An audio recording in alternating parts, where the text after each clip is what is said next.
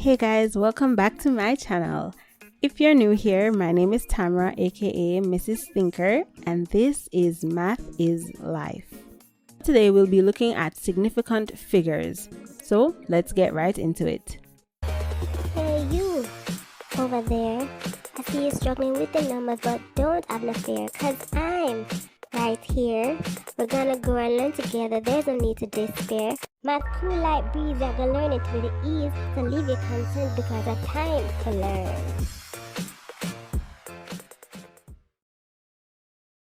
Now, significant figures in math refer to digits that contribute to the value of the number, specifically digits that tell how exact a number is, so how precise a number is. But before we dive into exactly what significant figures look like, let's look at a few terms. Now, non-zero digits are digits that aren't zero, so 1 to 9 are all non-zero digits. Trailing zeros, this describes a bunch of zeros at the end of a number. So, for example, 34,000 and 56.7800 are both numbers with trailing zeros. Even 540 has a trailing zero because there is a zero at the end of the number. Leading zeros, on the opposite end, describes a bunch of zeros at the beginning of a number. So, for example, 678 written in this form, as well as 000756 have leading zeros. For the second example, the leading zeros are a part of the decimal portion of the number. Okay, now let's figure out how to identify the number of significant figures in a number. Now, the first thing is to identify whether the number is a whole number or a decimal. And the reason is because certain numbers can be significant or not depending on whether the number is a decimal or whole. Then the next thing to do is to look at the zero digits as well as the non-zero digits. Then specifically for those zeros, we're going to look at where in the number they fall. So let's begin. Now, all non-zero digits are significant figures. That was pretty easy. Whether it's a whole number or a decimal, as long as the digit is not zero, it adds to the overall value of the number and adds to the exactness of the number, so it's considered to be a significant figure. Now, the zeros are the problem, right? Because depending on where they appear in the number, they may or may not be counted as significant figures. Let's look at whole numbers first and examine the three possible places that we can find zeros. We can either find them at the beginning as leading zeros, we can find them in the middle of the number, or we can find them as trailing zeros. Now, leading zeros in a whole number does not add to the value. In fact, whole numbers aren't even written with leading zeros anyways, so say them not really significant. So we do not count them as significant figures. Now, if we have a zero in the middle of two non-zero digits, meaning it's in the middle, then we do count it as significant. And finally, if there are trailing zeros in the whole number, then they are not considered as significant unless there is a decimal point. Even if there are only zeros after the decimal point, all the trailing zeros would be considered significant. Now, remember I said earlier that significant figures are called significant because they help to tell how exact a number is, right? So imagine Marcia come up to your house now and she talk to your mother and she said, boy, Pearl, I don't even know why I'm using the name Pearl, but boy, Pearl, the boy na send nothing for me from foreign last Christmas, all him send I want $20. Zine? When she says $20, no, the $20 could be $20, it could be $21, it could be $22. You know how Jamaicans love round off already. Jamaicans love say about $20 or around $20. So by her saying $20, the zero at the end is not really considered significant because it could have been as a result of rounding. By the way, look out for my video on rounding coming next week, but we're not going to get into all of that, right? But the point is that by her saying $20, it doesn't really say much about how exact that number is, right? She just round it off to about $20. Now imagine if she come now and she say, Pearl, imagine the boy that send me nothing from foreign, all him send me a $20 and 0 cents, nothing more, nothing less, just $20, 0 cents. when she says that, it makes the number even more exact. And so that is why when you have decimals following, it always counts as significant, because they tell that it is exactly $20, in this case, $20, 0 cents, nothing over, nothing under, nothing rounded, and that is why it will count as significant. So if you're having trouble remembering, okay, whether a zero should be considered as significant or insignificant, remember that the reason we call it significant is when it tells how exact the number is. So that kind of leads us into decimals, right?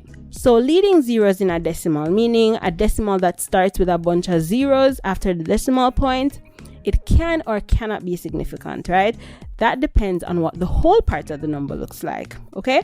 So if the whole number has only zeros, then the entire number up to the decimal has leading zeros.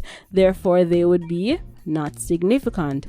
However, if the whole number portion has non-zero digits, then those leading zeros in the decimal are actually zeros in the middle of two non-zero digits. You get what I'm saying? So in that case, they would be considered as significant. Like whole numbers, if the zero falls in the middle of two non-digit numbers in the decimal part of the number, then they would be considered as significant. And finally, like I said, trailing zeros in decimals are always considered to be significant because they tell you how exact the number is that we're working with. So with all of that said, let's try some examples. Okay, here's our first example, 230.0067. Now we have a bunch of zeros, but they're all in between non-zero digits. So this number in total has 7 significant figures. How about 30.005900? So we have some zeros in the middle. Remember that all the non-zero digits are already significant, so we don't have to guess about them. They're all going to be significant, right? So our 3 or 5 or 9 are significant, but what about the zeros? So we have a bunch of zeros in the middle of some non-digit numbers, 3 of them to be exact, so they have to be counted as significant figures. And then our 2 trailing zeros at the end of the decimal are a part of the decimal, so they are also counted as significant figures. So in total, we have 8 significant figures. How about this number, 0.000783? Now remember I said that leading zeros are always insignificant. So this number has 1, 2, 3, 4 leading zeros, and therefore there are only 3 significant figures in this number, 7, 8, 3. Those are our non-zero digits. Our next example is 4,000. This only has 1 significant figure because it is a whole number with trailing zeros and no decimal point. So as I say, 4,000 could mean 4,001, 4,020. You're not sure, so the zeros really don't say how exact the number is. Therefore, only the 4 is counted as our significant figure. How about 4,000.00? This is from our example with Marcia now. This is saying 4,000.00. So all of those zeros have to be counted as significant. And therefore, for this example, we have 6 significant figures. Now let's recap today's lesson on significant figures. All non-zero digits are significant figures. Also, any zero found in between 2 non-zero digits and trailing zeros in decimals are all significant.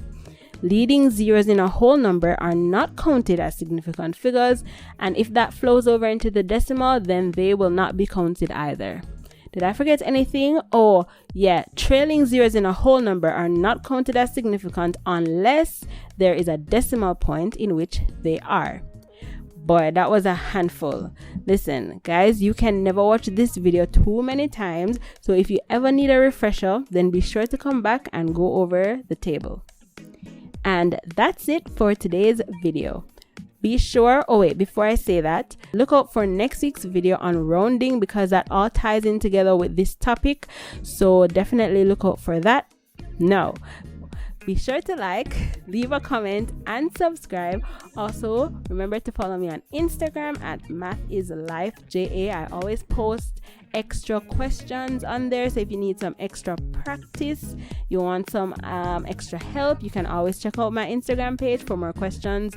I post them every Saturday following the video. Also, be a friend and tell a friend, because you know what, guys, we all have a significant role to play. We're on a most tired of me and them corny jokes here, but finally, guys, remember, we're all in this together because math is life.